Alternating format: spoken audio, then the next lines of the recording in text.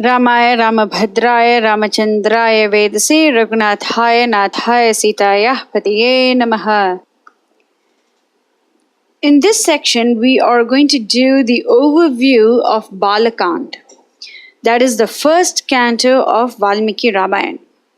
Bala Khand literally means the canto regarding the youth of Lord Rama.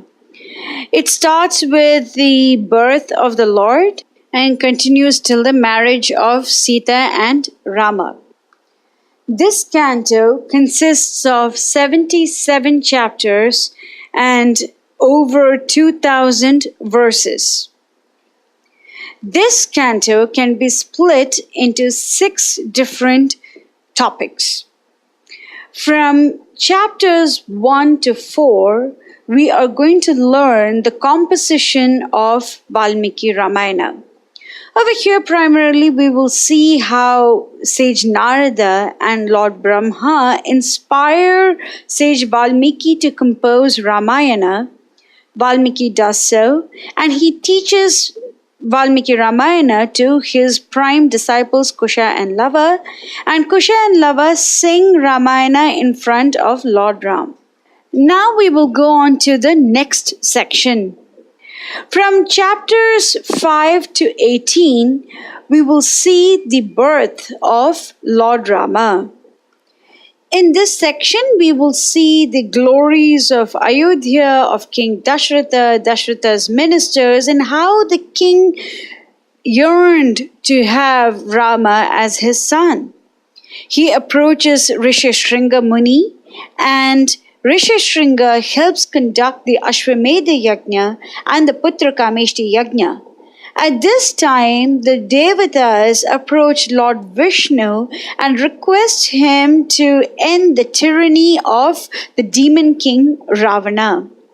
Lord Vishnu, the compassionate one, promises to do so and decides to accept his devotee King Dashratha as his father. And he promises to be born as the 4 sons of King Dashratha. In the 18th chapter, we see the birth of Rama, Bharata, Lakshmana, and Shatrughna. Then we go on to the 3rd section from chapters 19 to 30.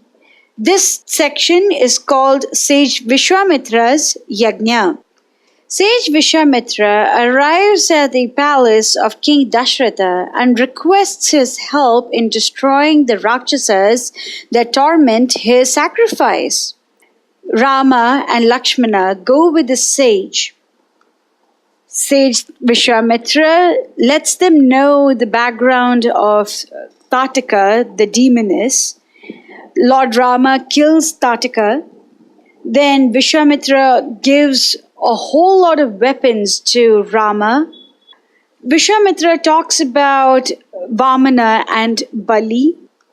Lord Rama defeats Subahu, Maricha and their followers and thus protects Sage Vishwamitra's Yajna. Next, we will go to the 4th section, that is Journey to Mithila. This is from chapters 31 to 49 of Bala Khand. Many rishis in Sage Vishwamitra's Siddhashrama want to go to Mithila to witness the bow sacrifice conducted by King Janaka. And Rama and Lakshmana too are eager to go with Sage Vishwamitra. Vishwamitra gives Rama the history of his family, talking about King Kushanabha.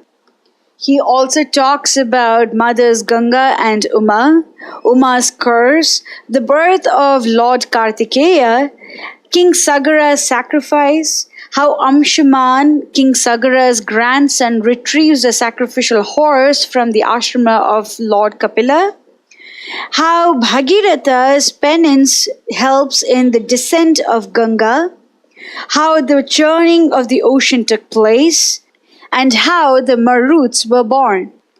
On the outskirts of Mithila, Rama redeems sage Gautama's wife Ahalya. Next, we will reach the fifth section, that is Vishwamitra's story. This goes on from chapters 50 to 65. Rama, Lakshmana, sage Vishwamitra have reached Mithila. They receive a warm welcome from King Janaka and his royal priest, sage Shatananda, who is the son of Gautama and Ahalya. Shatananda praises Lord Rama, and then he describes the ancestry of sage Vishwamitra. He talks about how Vishwamitra and Vashishta became enemies because King Vishwamitra coveted Sabala, the cow of plenty that belonged to sage Vashishta. Sage Vashishta and Vishwamitra engage in a great fight, but then Vishwamitra is defeated because the power of the Brahmana is greater than the power of a Kshatriya. Sage Shatananda also reveals how sage Vishwamitra protected Trishanku, who became a royal Chandala. He also talks about how Ambarisha Maharaj wanted to sacrifice Vishwamitra's nephew Sunashepa, and Vishwamitra provides Sunashepa with a mantra and thus saves him. Vishwamitra and his encounters with Menaka and Ramba are also given in great detail.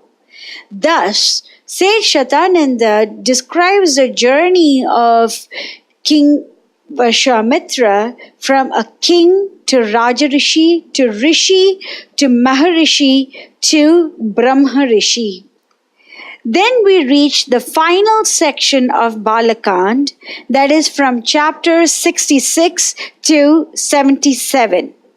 This is the marriage of Sita and Rama and the consequent return to Ayodhya. In chapter number 66, King Janaka describes the miraculous advent of his wonderful daughter, Mother Sita, from the sacrificial grounds. He describes that he has declared Mother Sita as a Virya Shulka, or the bounty of valor. He describes his vow to give his daughter Sita in marriage to the worthy hero who is capable of stringing the mighty bow of Lord Shiva. At the request of Vishwamitra, Janaka brings the mighty bow to the sacrificial hall.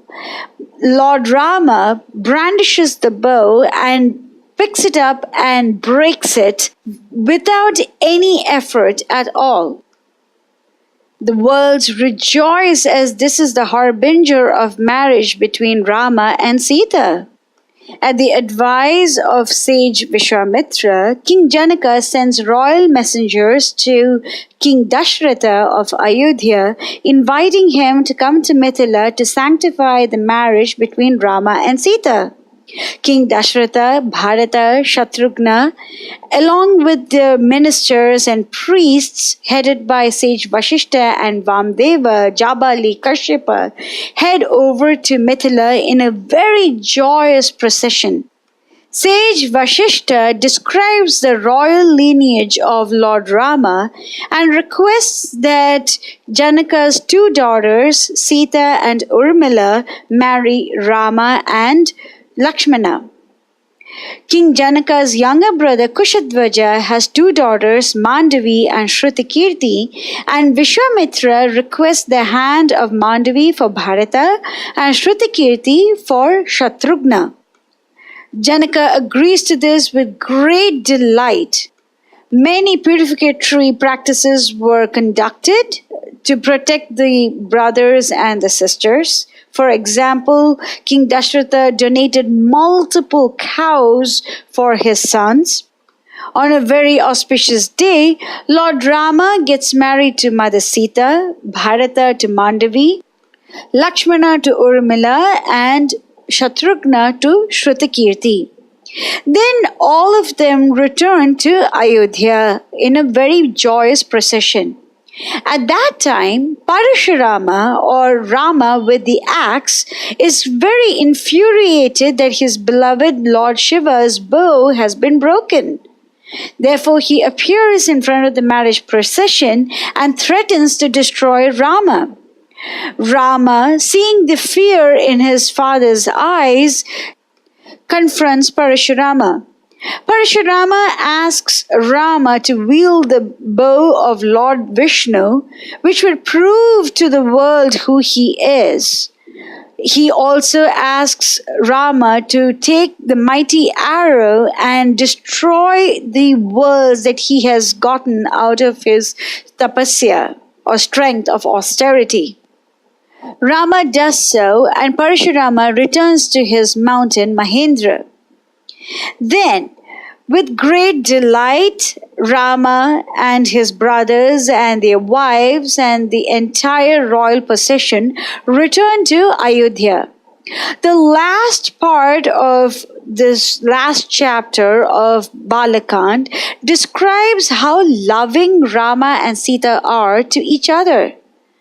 Valmiki describes them as Lord Vishnu and Mahalakshmi, and both of them love each other for their wondrous beauty and their magnificent qualities.